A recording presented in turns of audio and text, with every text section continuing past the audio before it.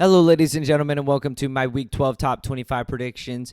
I'm sorry this video took so long to get out. I kid you not when I say I either recorded this with my mic muted or I was interrupted about 3 times. So let's just get this thing over with. I've done this video so many times already. A like and subscribe and a comment always helps. Let's get straight into this. We got some good games this week. Start things off, we've got Michigan at Maryland. This Maryland team, they're just not what they should have lived up to.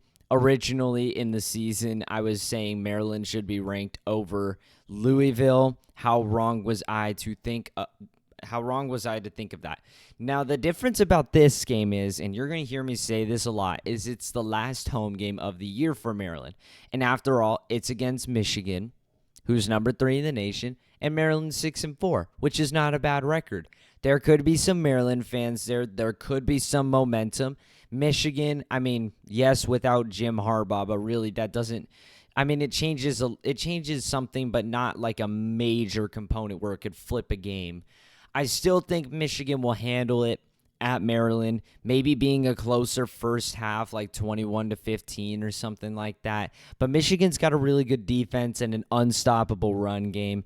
And, I mean, J.J. McCarthy – I hope can pass the ball when he needs to. But yeah, they really like to settle down and run, and that's because they've got 2 fabulous running backs in the backfield as well as a fantastic O-line.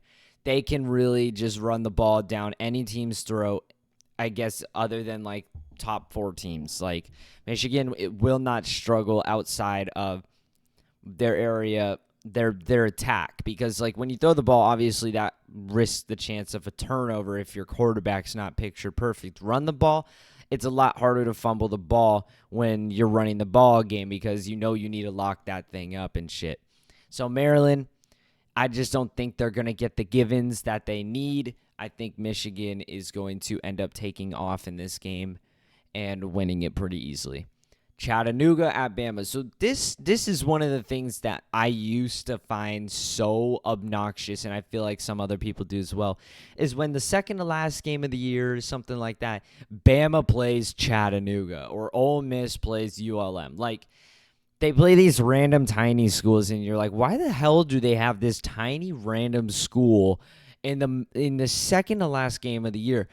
I actually think it's a really strategical, yes, kind of bullshit, I'll get to it later, but really strategical move by these colleges, because when you wind down to the second to last game of the year, you've got teams that you could potentially be going on the road to and whatnot who don't have another home game, who are pretty good. And always in the second half of the year, teams may start off bad, go 1-4, and pick up and get hot and go 6-4. And you know, they're just sometimes games are different looked at now than they were they were previously. So, like when a number 8 Bama goes on the road to 6-4 South Carolina, and it's South Carolina's last home game of the year, and it's a night game, best believe Bama is going to be put on high upset alert because, you know, you're going into a other stadium, last home game of the year. These students and these fans are like, they don't get another home game in this year. This is it. This is the last football game for them at their home stadium for 2023. So why not go to it? Like, if your team's doing really good, why not go to it? If your team's playing Bama, why not go to it? And they stand a good chance. So when they schedule this little team, you kind of lose that. You get the home game. But the reason why I say I'm like, it's strategical because you don't want to get the upset. But why it's bullshit is because some of these conferences like ACC and Bama get 4 non-conference games, whereas Pac-12, Big 10, Big 12 only get 3 non-conference games. I think it should be limited to 3 non-conference games each year. It should not be allowed to be more than that. Granted, Alabama played Texas, in which ended up being a loss. But still, not all these teams like Tennessee. Tennessee didn't play anybody special in their non-conference schedule. They played Virginia, Austin Peay, UTSA, and UConn. Those are their 4 non-conference games. Those are 4 easy wins for Tennessee. The rest of the games have come they've been very difficult games, but they get those 4 free wins, which pushes them to only 2 wins away from a bowl game. I think that part is bullshit, but back to the predictions and whatnot. I mean, what it should be just an annihilation, like nothing to be said there. I just kind of wanted to talk about that. It is a strategical method, but it is bullshit how they get 4 non-conference games, because anybody can schedule South Alabama, Chattanooga, Louisiana Tech or something like that, and then fucking Montana and get 4 wins. It's just dumb. There's no reason for these schools to get 4 non-conference games. This is practically a bye week for Bama before going into a very difficult game. Louisville at Miami. This one is going to be wild. Louisville's scary because they either do this thing where they just drop the bomb on the team they're playing, or they lose, or like they get the bomb dropped on them. Only examples that don't fit this are at Georgia Tech and at NC State, and I guess at Indiana. But notice the trend there. Those are all 3 road games. At home, Louisville has done nothing but dominate, shutting out Duke, killing Notre Dame, killing Virginia Tech. Virginia was a 7-point game, but there was a lot of circumstances that led Virginia to making it a lot closer than it actually was. So the trend seems to be, and of course, when they go on the road to Pitt, they just fold in on themselves on a 21-14 lead. They just turn the ball over like monsters. They led in yards in the Pitt game by 150. They just gave away 7 possessions, so they end up losing that. But that's their only loss. It's a road game. That's where Louisville, I feel, struggles the most. I mean, I feel like that can be said for many teams, but Louisville struggles the most on the road. The thing here is Miami starting Emory Williams last week because of Tyler Van Dyke's lack of performance. He ends up getting hurt, which means Tyler Van Dyke is probably up to helm again. I don't really think there's much of a difference between Emory Williams and Tyler Van Dyke in terms of performance. I think Tyler Van Dyke and Emory Williams would have performed both probably the same in this game. It's just going to be whether Tyler Van Dyke can perform, or is he going to turn the ball over to a really strong Louisville defense? Is he going to fold under pressure and stuff like that? The thing about Louisville is, are they going to be able to not turn the ball over? Again, because they're like their road games, they just make mistakes. They make plenty of mistakes. That NC State game, Louisville had 3 turnovers. Now, NC State had 3 of their own, but that's pretty much the only reason why Louisville ended up winning that game. Louisville had 100 more yards of offense than NC State at 300 and only put up 13 points. NC State only had 200 yards and put up 10 points. Both teams had a lot of penalties as well. If NC State would have played better on their home field, which they completely should have, Louisville would have lost this game. But the thing that is interesting about their road games for Louisville is Louisville had 18 first downs, 4 for 14 on third down efficiency. Pretty good. They held NC State to just 9 first downs and 3 for 15 on third down efficiency, but they allowed them to convert both of their fourth downs that they went for. So Louisville's defense seems to play lights out pretty much all the time. And I don't blame them in the Pitt game for getting 38 dropped on them, because when your offense hands the ball over 7 times, it's a lot for your defense to hold them 7 times. So with all that being said, I think the final verdict here is, from what we have seen, Louisville will be able to lose this game. I fooled you with the background, didn't I? You saw the background being Louisville. You thought my prediction was Louisville. Nope. I'm going with the upset. Miami's favored by 1 point. Matchup predictor says Miami's got a 52.6% chance to win. I think Tyler Van Dyke is going to have a lot of momentum early in this game with a loud Miami stadium. Something to note as well, and something that I said I'm going to be mentioning a lot. It's the last home game of the year for Miami. And also, I feel like Miami haven't caught a break. I guess their one upset would have been technically against Texas A&M. But Miami is a better team than Texas A&M. A&M's not that good of a team this year. They're just playing in I would honestly say, a weaker conference. Yes, I said it, a weaker conference than the ACC. And ultimately, their only home loss for Miami was that horrendous play call, the call to run the ball instead of knee it, which turned into a fumble. We all know the story. That never happens. The 0.00001% chance tragedy that occurred in that game never happens because of a stupid coaching mistake. Miami's undefeated at home. They go on the road and lose by 10 at North Carolina to a high-powered offense North Carolina team. But again, major stat was Tyler Van Dyke's interceptions. He had 2 interceptions. Miami in that game turned the ball over 4 times and failed one of their 4 down conversions. So they gave the ball away 5 times, yet they still scored 31 points, and North Carolina didn't turn the ball over once, not on downs, not on turnovers, and they only put up 41. But North Carolina did have 147 yards of penalties. Holy shit, that's a lot of penalties. Other than that, Miami has they've done good defensively. They've really done good defensively. Tyler Van Dyke hasn't been performing at his peak performance. He did not play good against Virginia. He definitely did not play good at NC State, which ultimately led him to getting benched for Emory Williams against Florida State.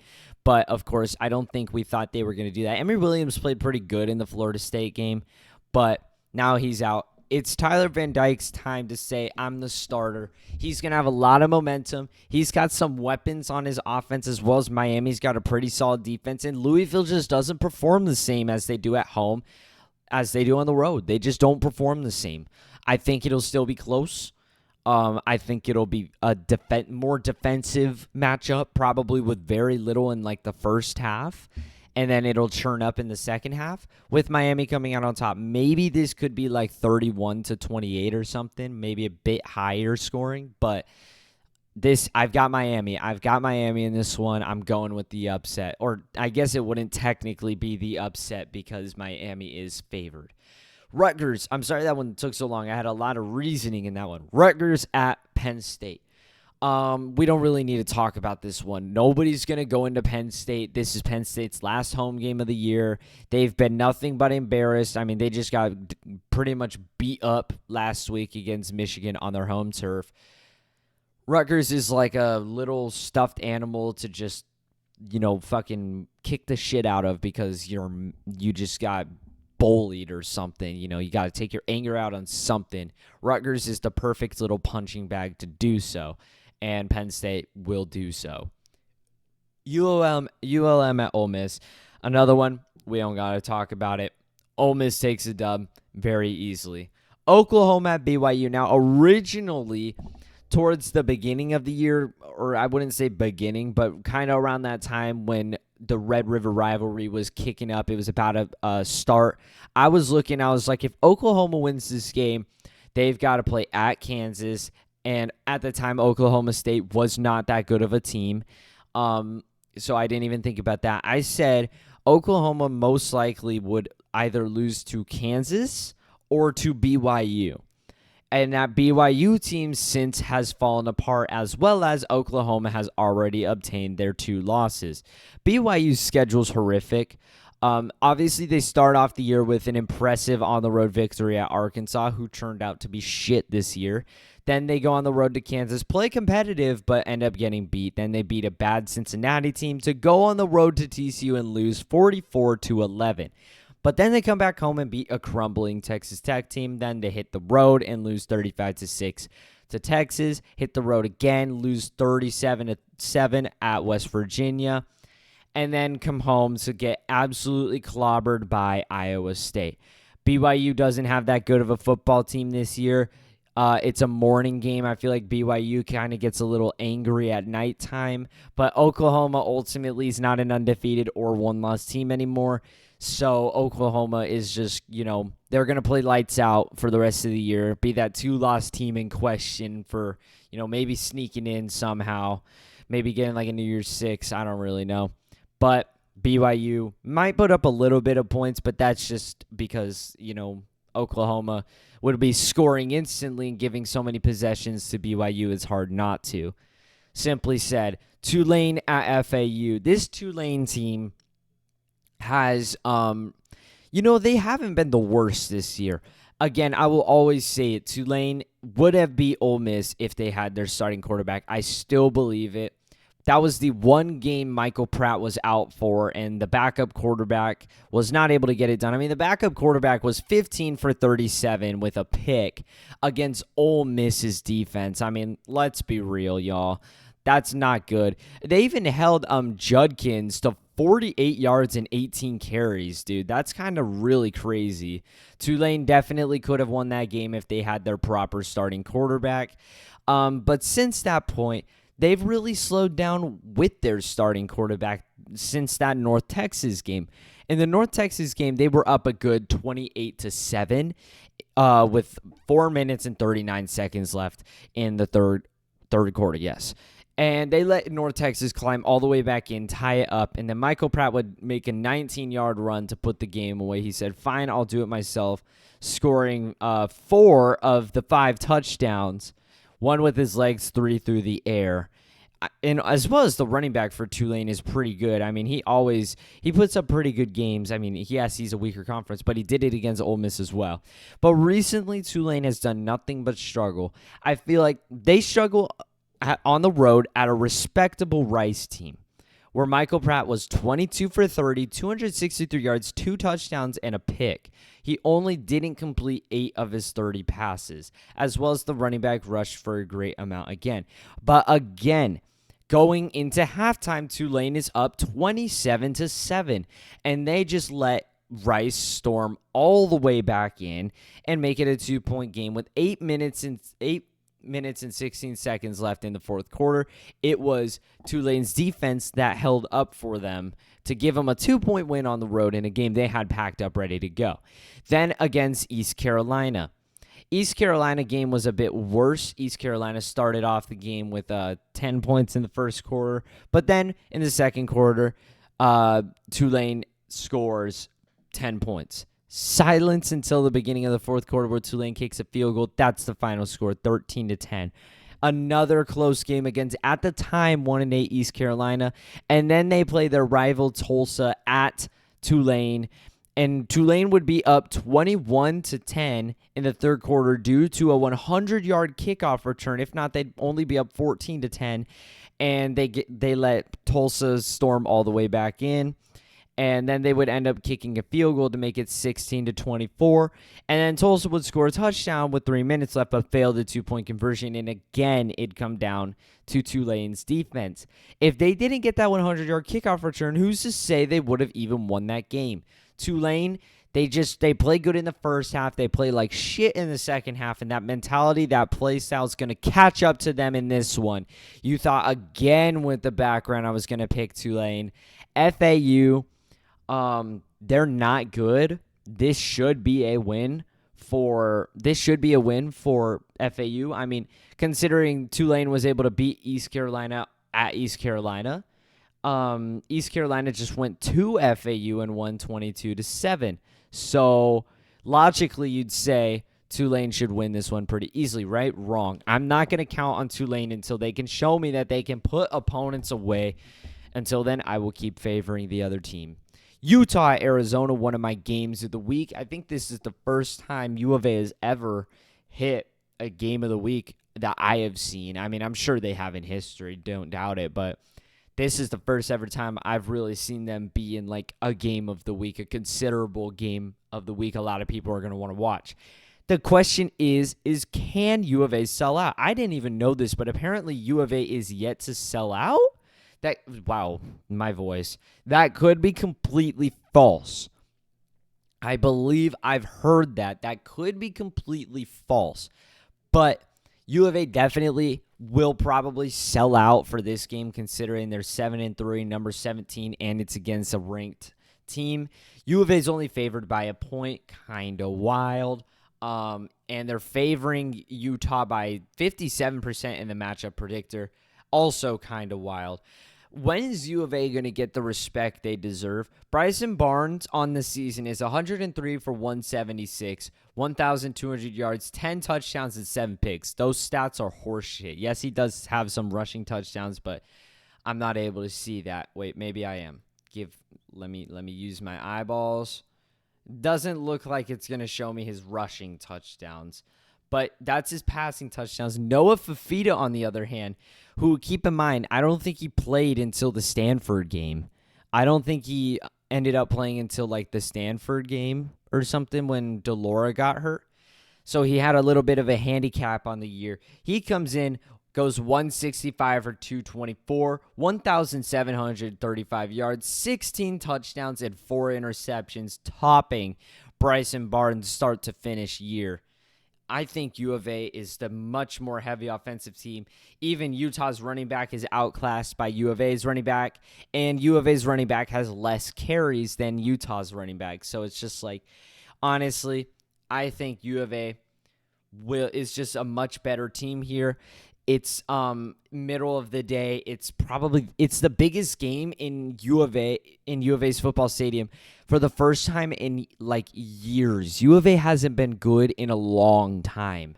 It's like since probably around like 2014 was when they went to the Pac-12 championship and shit. That's like the last recognizable good U of A team. It's been a while since there's been a team this highly ranked, especially with the 70-7 loss against ASU in 2020. I mean, that was the lowest point. And with Jed Fish coming to this program, like, it has really turned around. This is going to be a momentum-filled game, a heart-filled U of A team, and overall just a much more talented U of A team. I'll give Utah points. Give me a U of A beatdown, dude. This is where they'll make their statement today. This is where, or not today, tomorrow. This is where shit will get wild in Wildcat Stadium. Finally, they'll probably get the respect they deserve. Just maybe.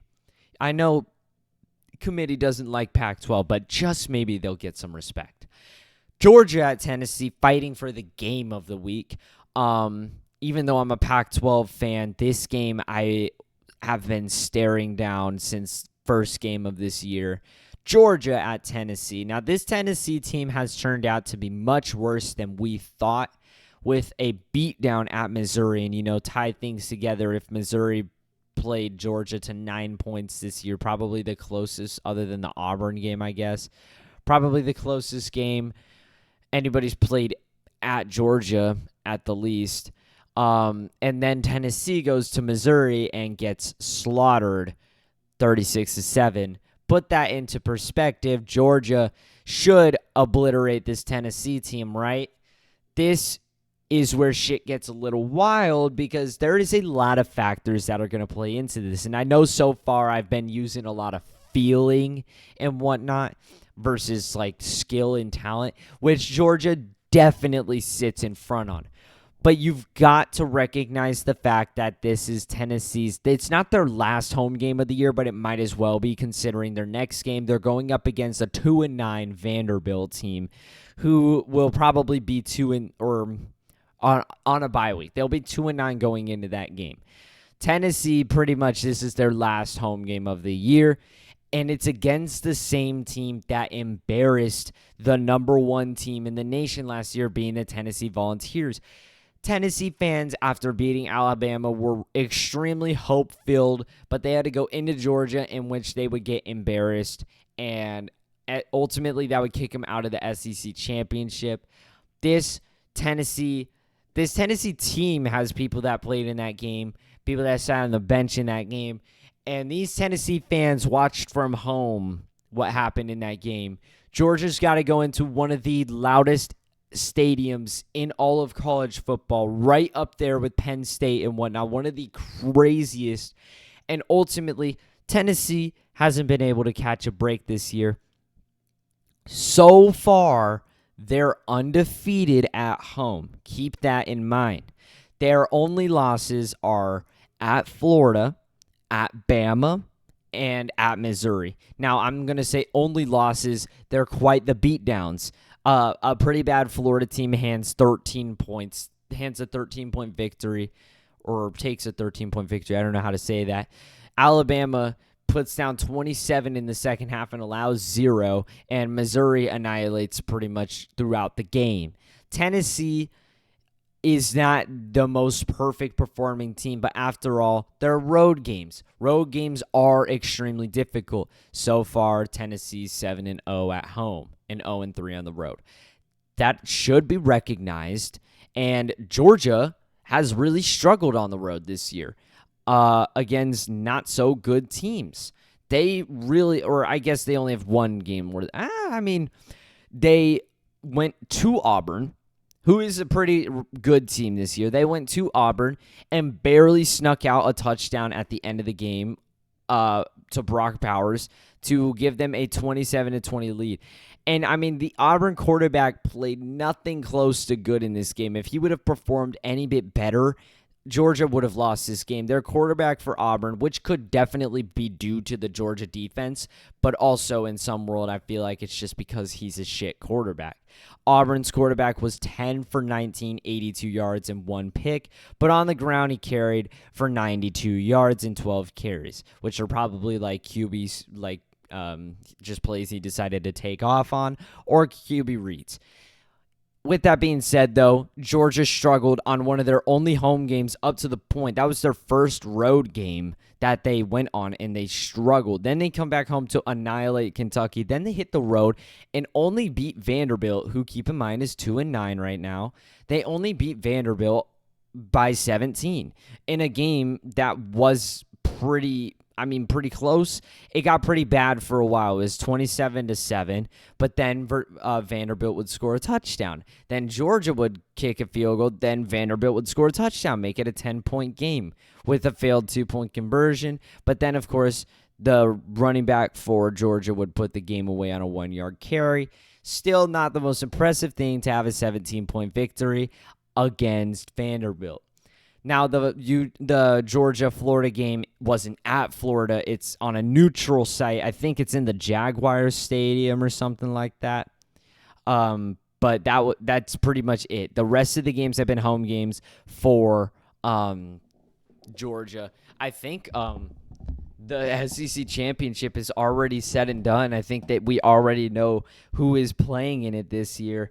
I don't think Missouri can get in. Yeah, Missouri can't get in because Georgia's got to play at Georgia Tech, and I don't think LSU definitely can't get in and miss. No, it's secured. It's going to be Alabama, Georgia again, which I think Alabama might actually stand a good chance. But back to the Tennessee game. Sorry, I went on a rant. So far, Georgia has not performed the best on the road, and they have performed really good at home, which could definitely be due to two things. Obviously, the heaping amount of talent at Georgia, as well as one of the craziest, loudest stadiums in the game right now. Now that flips on their face, they're going into the toughest environment this year. Probably, this will be the toughest game of the year. I would probably even say more than the Bama game, because even at least that is on a neutral site where it's just talent versus talent. Georgia might throw this one. They might toss it. They might toss it out. I still think they'll take the dub just because this Tennessee team has struggled. I say they're undefeated at home, which is true, but they have had their struggles. They barely beat A&M on their home turf in a game that really took a long time for them to pull away, and they were only leading 14-13 with 4 minutes left in the fourth quarter, where Tennessee would kick a field goal, and then thanks to a A&M turnover, it looks like they would kick another field goal to go up 7, and A&M wouldn't be able to score. The Tennessee defense looked like they locked up in that game, and the Tennessee defense might look like the strong point sometimes, not the Alabama game. But Joe Milton has yet to perform like the fabulous quarterback he was said to be. In the A&M game, he was 11 for 22, 100 yards, a touchdown, and a pick. Not good. Not good at all. I think he even played even worse in the Missouri game. This has a other side to it. He was 22 for 34 against Missouri, 267 yards, a touchdown, and a pick. Yes, good, all right stats, but no, not good stats, because when Missouri is just going to drive the ball down your throat and score a touchdown, and you're down 22-7, the defense is kind of letting up. When you're down 36-7, your defense is kind of letting up. He also threw a pick 6, so I just don't think Joe Milton's the best quarterback. I do think he has some hidden potential, but he's yet to unlock it. I feel like this one, let's get this game over with. I feel like this one could be close. Tennessee really could come out on top in this one, but I'm still going to go with Georgia. Illinois at Iowa. Illinois, they're not good, simply. They've barely pulled out a lot of wins this year, as well as they've lost some close ones. At Kansas, final score is 34-23. Looks close, right? Wrong. Kansas was up 34-7 with like 3 minutes and 50 seconds left in the third quarter. It was just Illinois' fake little attempt to come back in the game that got it a little bit closer. They got killed by Penn State at Illinois. Barely beat FAU, who's not that good, as we talked about earlier. Went on the road to Purdue to get slaughtered. Come back home to get beat up by Nebraska, but then they go on the road and beat a crumbling Maryland team in quite the upset fashion. A last-second field goal to put them ahead and take the easy go-ahead win. I don't really know how Maryland lost this game. It was such a bad loss. Ultimately, with 380 yards of offense and only 1 turnover, Maryland should be putting up more points, but maybe 60 yards of penalties was at perfect point. But that's Illinois' only really good win. They lose at home to Wisconsin. Then they pull out a win, I think, to another last-second field goal. No, to a touchdown and a failed two-point conversion to give them a 1-point lead. And Minnesota's failure of a team wasn't able to put up a field goal. Not an impressive win at Minnesota. And then they win in overtime on their home turf against Indiana. This is not a good Illinois team. Iowa is on an extreme up right now. They just put down 400 yards against Rutgers, unforeseen by Iowa's offense. I feel like Iowa's on a strong up right now. They've got to play at Nebraska next week. I feel like this one is no issue. It's going to be next week that's going to be the issue. To try and stay a 2-loss team, have a successful season for the Hawkeyes. I mean, they really could. It should be number 16 Iowa. Actually, I think all these are kind of odd because I made this before college football play. That's how many times I've recorded this video. I made this when it was just the AP, I think. Wake Forest at Notre Dame. Maybe not. Maybe I did do it when it was college football playoff rankings. Wake Forest at Notre Dame. Nothing to be said here. We're going to gloss over this one. It should be an annihilation. North Carolina at Clemson. The 6-4 Clemson Tigers, who have been nothing but, they've just been shit on this year all year long, and they do have quite a few bad losses. It does not look good opening up the season as the number 9 team and getting killed by Duke. But that Duke team, when they're healthy, is a fabulous team. They're just beaten up right now. That's why they're the same record as Clemson. But they end up taking Florida State into overtime in a game where their kicker sold the game. They had the go-ahead field goal to win it, and they missed it. So Clemson, kind of threw that one away. They lose in double overtime at Miami, and then they lose by 7 at North Carolina State, and then they finally get their so-needed win against a tough opponent. They beat Notre Dame at Clemson. Huge win, and then they beat the crap out of Georgia Tech. I think Clemson is back to a pretty good area. If they win this, they probably will start getting votes to be ranked. I'm not sure because it is college football playoff rankings. That's where shit gets weird. But I think this will be a win. The thing is Drake May playing or not? Honestly, Drake May, when he threw that 2-point conversion pass against Duke, it was odd because I thought he got hit and went down and didn't come back up, and I kept asking, but nobody responded. So I don't know if he's going to be there now. We're going to go with the judging that he is going to be in, and he is phenomenal. He's a great quarterback. He'll provide offense for North Carolina, but not enough to surpass Clemson's offense. Give me Clemson, not quite covering, but give me Clemson for the dub Sereno. Minnesota, Ohio State, nobody has to even talk about this game. Ohio State annihilates. Oregon at ASU. Hear me out. All right, this one's going to be a long one. Might even be longer than the Georgia-Tennessee rant I went on. So there's two things I got to look at in this game. Obviously, number one being Bo Nix at the front runner of the Heisman. Oregon right now wants that Heisman. And Bo Nix, I mean, I know people say Marvin Harrison Jr. and Jaden Daniels, which are two fabulous candidates and totally well-deserving. But Bo Nix, I mean, come on. Bo Nix is 258 for 332, 3,135 yards, 29 touchdowns, and 2 interceptions. He's only thrown 2 picks all year long. And there's also a fabulous running back on Bucky Irving and great wide receivers.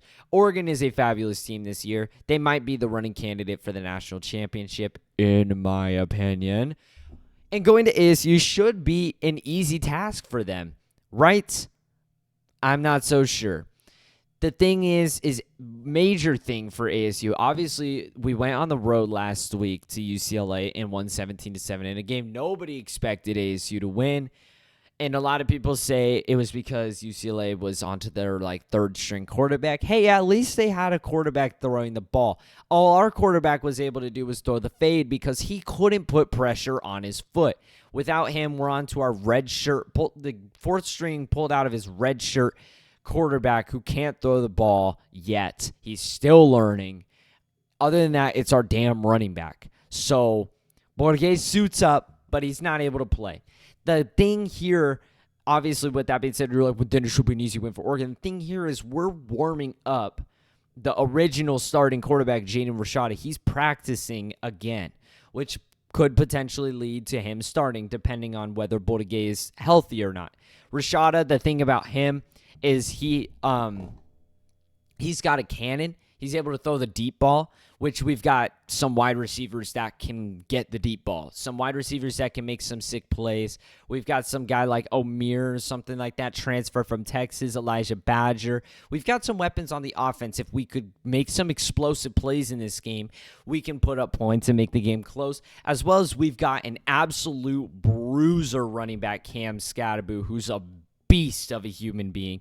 If he stays healthy for this game, he's great. I mean, he will be able to take a 2-yard carry and turn it into a 12-yard gain. I mean, he's great.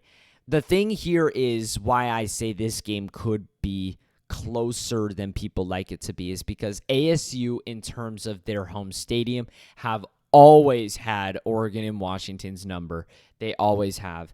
Now, Oregon for a long time, ASU was not able to beat them. They just weren't. ASU lost 1 year in 2015 or something in triple overtime to Oregon in a game they had put away. But recently it's gotten bad with Oregon and Washington. 2019 Oregon. It is the same scenario. I mean, I feel like it's so weird. It's the main reason why I'm saying this. It's like a gut feeling. It's so weird. Last time Oregon was number 6, 1 loss. They were traveling to ASU, and ASU ended up beating that Oregon team who had Heisman candidate. I'm not sure if Justin Herbert won it or not, or at the time I'm sure he was running for the Heisman though. Heisman candidate Justin Herbert and a really good Oregon Ducks team who ended up killing the Pac-12 championship and winning the Rose Bowl that year. Nobody thought ASU was going to win there, given little chance. With, of course, the quarterback at the time being Jaden Daniels, who was a freshman and was struggling tremendously because he was a freshman. It was his first year in college football. He's a senior now. He's going to play much better.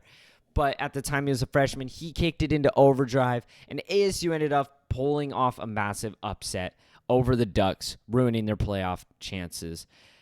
The difference is that was a 5-5 ASU team or a 4-5 or something like that. This is a 3-7 team with a 55-3 loss at Utah. It's a much different ball game. It's a lot scarier, and a 29-0 shutout against Fresno State. It's a lot different, as well as this is an Oregon team with fabulous talent all over the place. It's just the thing for me is it looks like the same setup as 2019. It looks like the same thing. Number 6. They were number 6. 1 loss. Oregon Ducks. A lot of hype behind the team. Went into ASU. ASU was given little chance, and they had a Heisman candidate at quarterback who ended up having a pretty bad game. I'm just saying, man, it's just weird. That's my justified reasoning. I mean, I know I brought up Washington having ASU having Washington's number. And that one year, I don't remember what year Washington was number 5, undefeated. They went into ASU, and ASU ended up winning when we were like 2-3. Last year, ASU was horrible. We had like announcers on like a phone talking to the booth or whatever, talking on a phone mic.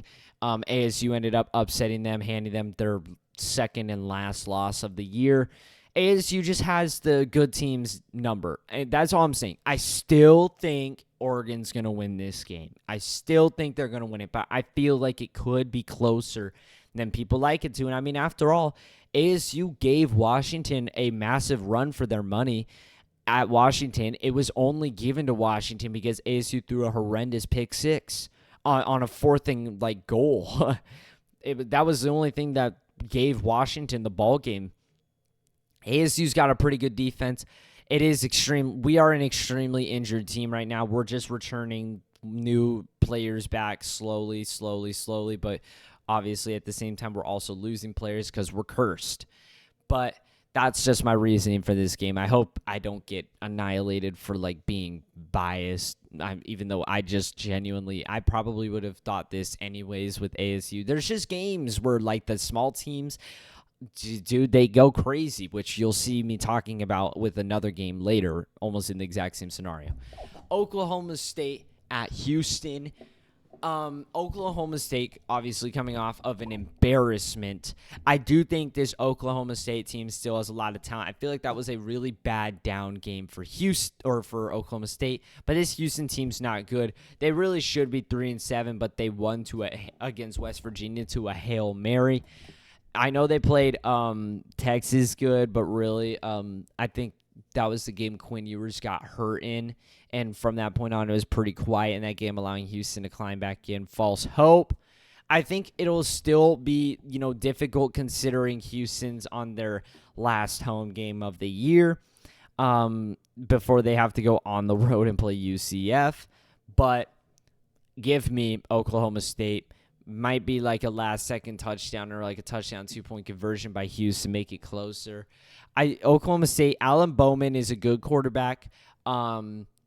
Ollie Gordon is a fabulous running back. I think this is a pretty good Oklahoma State team, even after their embarrassment. Nobody played like how they were playing in that UCF game.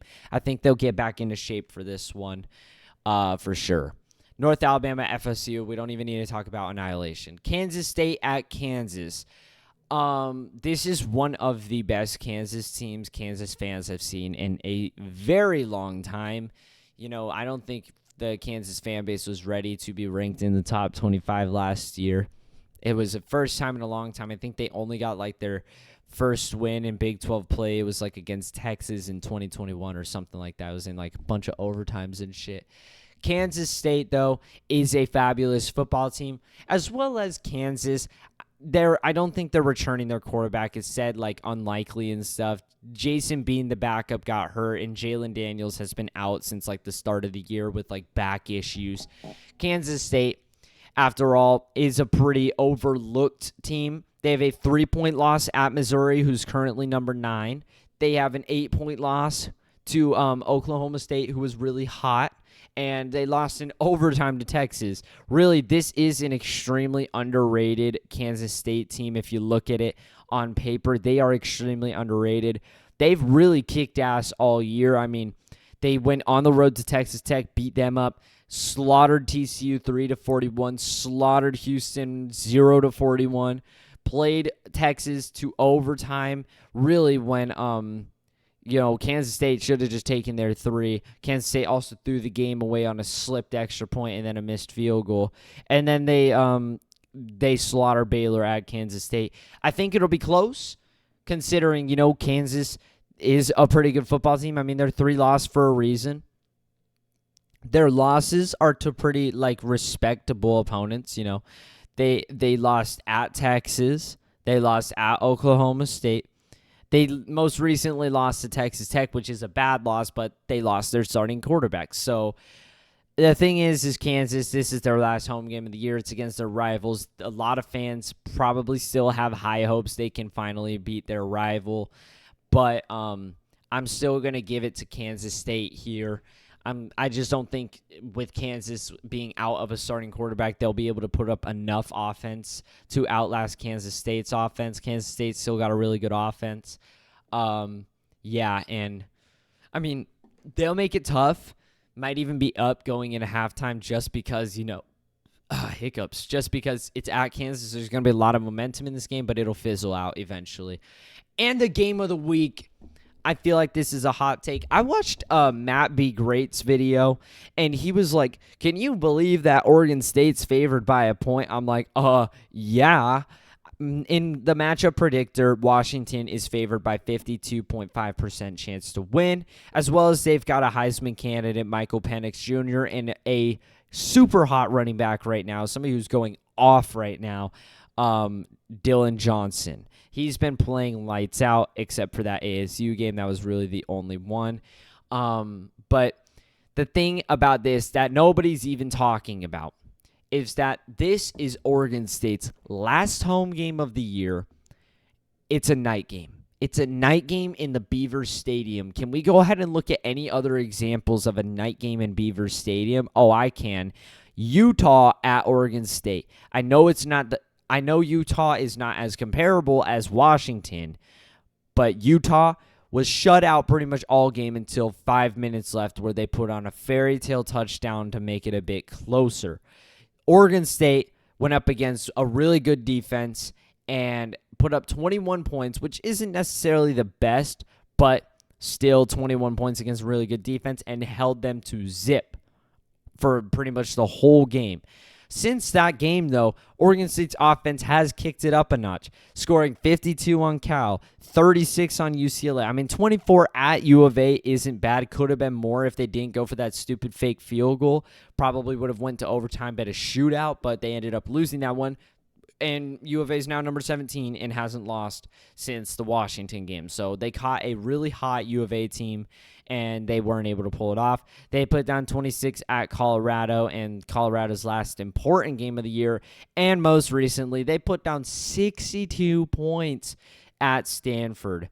I think if DJ's still yet to perform like a actual starting quarterback, but I feel like this game, with the amount of momentum, there's going to be a lot of Beavers fans there. It's going to be loud. Overall, it's a really good Beavers team as well. I think DJ will be able to make some plays, put some stuff together. But the main thing about the Beavers offense is the run game, man. The run game. Damian Martinez is 155 carries for 1,000 yards. And, I mean, only 7 touchdowns, but still 1,000 yards is pretty redonkulous, dude. Washington's defense has been struggling endlessly this year. Their only game that they really played well in, I'd say, would be the U of A game, honestly. Even in the Oregon game, I mean, Oregon threw that game away themselves. The final score of that Oregon game easily could have been like 43-36, maybe even like 46 to 36 or something. But the lowest scoring game they held a team to that was pretty impressive was Arizona at Arizona. I was pretty impressive in my opinion. But since that U of A game, they have struggled endlessly. I'm not going to count the ASU game because ASU's offense has been so hobbled and so injured pretty much all year. It's just been a struggle for ASU offensively. So Washington holding them to 7 is kind of embarrassing. They shouldn't even let them score if they're really the number 5 team in the country. They allow Stanford 33. They allow USC 42, and they allow Utah 28 at Washington. I mean, Utah's offense isn't that good. They did shut down Utah in the second half, which is something to be noted. But yeah. The thing is Michael Penix Jr. in his pass game, he's got some crazy options like Roma Dunze, Polk. Michael Penix is 249 for 366, 3,533 yards, 28 touchdowns, and 7 picks on the year. That is something that is also interesting to point out. Michael Penix has thrown more picks this year than DJ has, which could come into play in this game. I mean, 7-4 isn't much of a gap, and it also isn't a lot, but it's still a little, it says, the stats say Penix is probably more likely to throw a pick than DJ is. As well as Oregon State's defense is just better. I feel like it's good offense versus good defense, and then bad defense versus bad offense. Or I wouldn't say bad, but mid. So, and I just think that's why this game becomes such an upset, because Oregon State is just, it's a night game. They've got the fan base. When you put it together, both teams are like perfect mirrors of each other, which means they're just going to counter each other. Difference is Oregon State's got the momentum. Washington is going to be struggling in this game with the crowd and whatnot. Oregon State, I think they might have a field day on Washington. Some people beg to differ. I just think Beavers, really, if you look at it, the Beavers' 2 only losses are on the road by 3 points. At U of A, who hasn't lost since the Washington game, and at Washington State, who went 4-0 to start the year and was really hot until they collapsed on their face and fell back down to earth. Oregon State's 2 losses are really close, like literally a play away from being a win, or at least, go to overtime and give Oregon State the opportunity to win. I'm not going to sit here and, use that as a reason for the Beavers to be regarded as a better team, but still something that needs to be looked at. I think Oregon State's finally going to get the win they so desperately need before they go on the road to Oregon. Florida at Missouri. We don't even need to talk about this one. Missouri is hot. They're a really, really good football team. Super underrated. Put Georgia at Missouri. It's a different ball game. This team is really good. They shouldn't have lost to LSU. That was such a bad pick thrown by Brady. But Florida's not going to win this game. Texas at TCU. God, that's the third time I've forgotten to change that thing, dude. Oh, my God. I've recorded this video 3 times, and I forgot to change it 3 times. This was the game that I was foreshadowing earlier when I was talking about the Oregon ASU game. Y'all, this game is, extremely underrated. This could be Texas's second and last loss of the year. I mean that so seriously as well. It is such an overlooked game. It is ridiculous. Iowa State, is Iowa State not notorious for this? I believe I heard somewhere Texas at Iowa State is 1-4 in recent history or recent time. Iowa State has Texas's number, as well as this is a extremely recovered Iowa State team from the start of the year, where they lost to Iowa and then they lost at Ohio. And then they beat Oklahoma State, who was still in the process of recovering. But then they got killed at Oklahoma, a really hot Oklahoma team at the time. And then they lost to a really good Kansas team by only 7. Other than that, Iowa State has done nothing but dominate. They're really underrated, in my opinion. Texas, though, they've got Quinn Ewers. They've got the 5 stars. They've got the talent. They've got the strength. I'm just saying. Iowa State, man, the big thing is they've always had Texas's number. They always put up a great game. And it's at Iowa State, last home game of the year. For Iowa State's last home game of the year. Keep that in mind. It's a night game. Boom, there it is. It's a night game, ladies and gentlemen. 6 p.m. kickoff for the Cyclones. I'm sorry, I really want to say this one's an upset. I'm still going to go with Texas, but seriously, man, keep a big fat eyeball out for this game. Watch this one. This one will be close, I promise. If I'm not, you can call me a penis face. I don't care. Georgia State at LSU. They've got Jaden Daniels, who just continues to play fabulous football. The LSU defense, they'll obviously allow a lot of points because they're just bringing this LSU team down tremendously. But that's the last game of this week. We've got a lot of good games. I hope you guys enjoyed the video. Let me know your predictions and whatnot in the comments. A like and subscribe would help. A comment always helps, and that's all for me. Adios.